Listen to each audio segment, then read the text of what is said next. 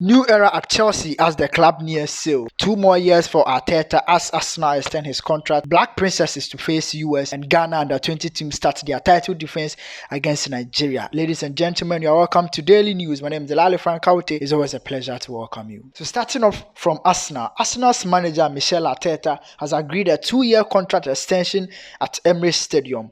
Arteta's previous deal signed when he was appointed in 2019 will run until the end of next season. He's now set to stay at Arsenal until 2025. The Spaniard, who won the FA Cup twice as a player with the club, led the Gunners to Wembley glory in 2019. Progress has since been steady, with Arsenal now in pole position to return to the Champions League for the first time since 2016-2017 when Arsene Wenger was still in charge. Still in England, Chelsea Football Club announced on Friday that terms have been agreed for a new ownership group led by Tom Bailey to buy the club in a deal worth more than £5 billion.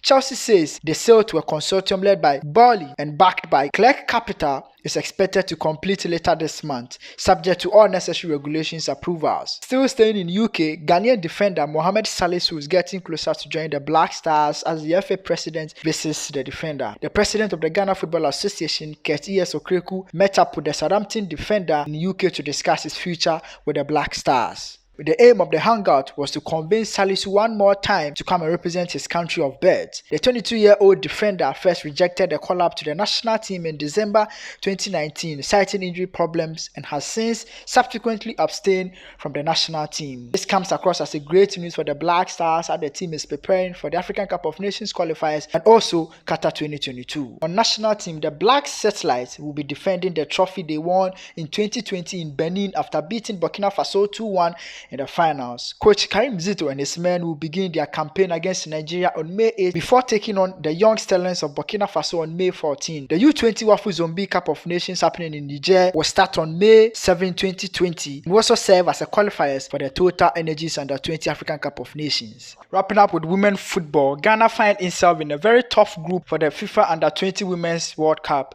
after being paired in Group D alongside Japan, the US and the Netherlands. The Black Princesses will need to navigate their way past heavyweights to reach the knockout stage of the tournament, which will be hosted in Costa Rica. Ben Foucault's side booked their place at the tournament in March following an impressive 5-1 aggregate victory against Ethiopia. They therefore entered Thursday's draw as part of the Pot 3, which also contained Brazil, South Korea and New Zealand. Having been paired in Group D, the Black Princesses will face tough tests against former world champions US and Japan. The Americans are the most successful team in the competition after winning Under 20 World Cup 3 times.